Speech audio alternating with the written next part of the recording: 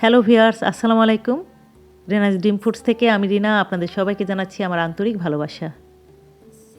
আজকে আমি আপনাদেরকে বাংলাদেশের চাইনিজ রেস্টুরেন্টের অথেন্টিক থাই স্যুপের সিক্রেট রেসিপিটা করে দেখাচ্ছি। আশা করি আপনাদের ভালো লাগবে। খুবই সহজ রেসিপি। এর গ্রেভির টেক্সচারটা দেখুন, কি অসাধারণ স্মুথ হয়েছে, আর দেখতেও কি অসাধারণ অপূর্ব কালার এসেছে। কিন্তু খুবই ইয়াম্মি হয়েছে দেখতে এবং খেতেও খুবই ইয়াম্মি। এখন থেকে আর রেস্টুরেন্ট থেকে থাই স্যুপ কিনতে হবে না। এই রেসিপি ফলো করে বাসায় খুব সহজেই আপনারা তৈরি করে ফেলতে পারবেন থাই স্যুপ। আমি এখানে থাই স্যুপ তৈরি করার জন্য নিয়ে নিয়েছি 3টি ডিমের কুসুম। সাদা অংশ কিন্তু একটুও থাকা যাবে না, তাহলে কিন্তু স্যুপের গ্রেভিটা ফেটে যাবে, থাই স্যুপ আর তৈরি হবে না। এখন দিয়ে দিচ্ছি 1 কাপ চিকেন। আমি জুলিয়ান কাট করে নিয়েছি, আপনারা হাফ কাপও ব্যবহার করতে পারেন।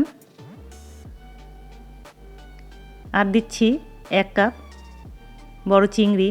আমি সামনের অংশ মাথাসহ খোসা ফেলে দিয়েছি আর রগটা বের করে নিয়েছি। পিছনের অংশের লেজসহ খোসা রেখেছি, রান্নার সময় খুবই সুন্দর লাগবে দেখতে। দিয়ে দিচ্ছি হাফ কাপ মাশরুম টুকরা করে কেটে নিয়েছি। দিয়ে দিচ্ছি 1 কাপ টমেটো কেচাপ, আপনারা টমেটো সসও ব্যবহার করতে পারেন। দিচ্ছি হাফ কাপ চিলি সস।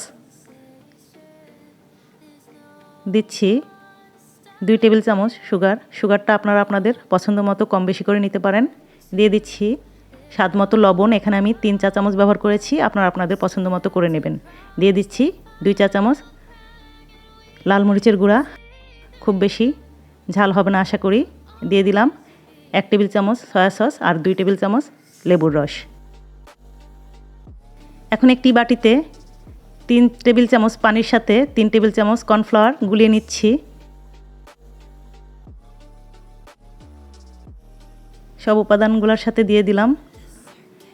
এখন দিচ্ছি একটি প্রধান উপাদান থাই স্যুপের, লেমন গ্রাস।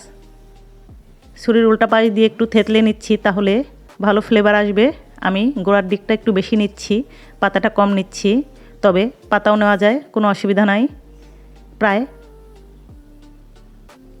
হাফ কাপ মতো লেমন গ্রাস নিয়ে নিচ্ছি, 2 ইঞ্চি লম্বা মতো করে কেটে নিচ্ছি।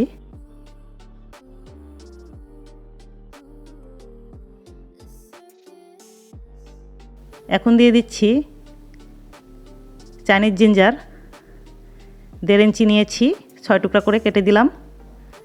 আর দিয়ে দিলাম 1 লিটার পানি। খুব ভালো মতো মিশিয়ে নিচ্ছি, কারণ এই মেশানোর উপরই গ্রেভিটার টেক্সচার নির্ভর করছে। খুব ভালো একটা স্মুথ গ্রেভি তৈরি হবে।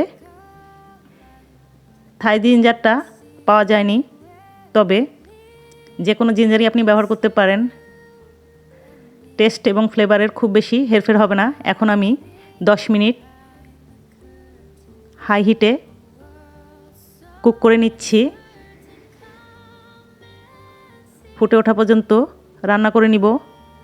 ফুটে উঠেছে, প্রায় 10 মিনিটও হয়ে গেছে। এখন আমি তাপটা মিডিয়ামে করে দিয়েছি, আর এই মুহূর্তে দিয়ে দিচ্ছি 3-4টি কাঁচামরিচ ফ্লেভারের জন্য হালকা একটু কেটে দিয়েছি, এতে খুব বেশি ঝাল বের হবে না। মিশিয়ে নিলাম।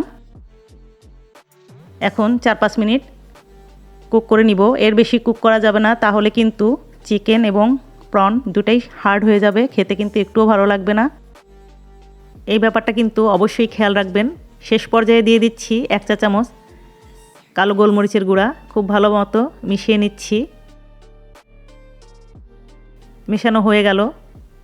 এদিকে 4-5 মিনিট কিন্তু হয়ে গেছে, আমার স্যুপটাও রেডি। দেখেন কি অপূর্ব সুন্দর কালার এসেছে, আর গ্রেভিটাও কি চমৎকার হয়েছে। খুব সহজ রেসিপি, তাই না ডিয়ার ভিউয়ার্স? আশা করি আজকের রেসিপি আপনাদের পছন্দ হয়েছে। ডিয়ার ভিউয়ার্স, যদি পছন্দ হয় অবশ্যই লাইক করবেন আর কমেন্ট করবেন। আর যারা এখনও আমার চ্যানেলটি সাবস্ক্রাইব করেননি, প্লিজ সাবস্ক্রাইব করে নেবেন। ডিয়ার ভিউয়ার্স, রেসিপির ব্যাপারে কোনো কোশ্চেন থাকলে অবশ্যই কমেন্টে আমাকে জানাবেন। আমি আপনাদের কমেন্টের অপেক্ষায় থাকলাম। আর আমার কাছ থেকে কোন কোন রেসিপি দেখতে চান সেটাও কমেন্টে জানাবেন প্লিজ। আমি অবশ্যই চেষ্টা করব আপনাদের পছন্দের রেসিপিগুলো শেয়ার করতে। আর নতুন নতুন রেসিপি দেখার জন্য অবশ্যই আমার চ্যানেলের বেল আইকনটি প্রেস করে রাখবেন, তাহলে যখনই আমি নতুন কোনো ভিডিও আপলোড করব সঙ্গে সঙ্গে আপনারা সেই রেসিপির নোটিফিকেশন পেয়ে যাবেন।